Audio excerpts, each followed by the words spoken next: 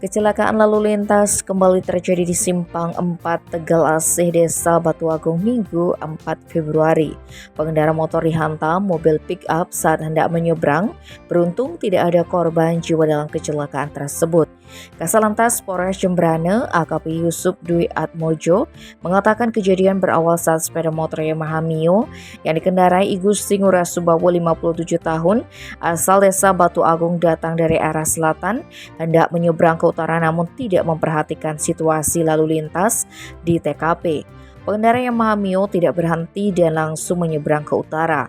Di saat bersamaan datang melintas mobil pick-up Daihatsu DK8893WF yang dikemudikan Idewo Ketut Ngurah Rai 33 tahun asal Desa Manistutu Melaya sehingga laka lantas tidak dapat terhindarkan.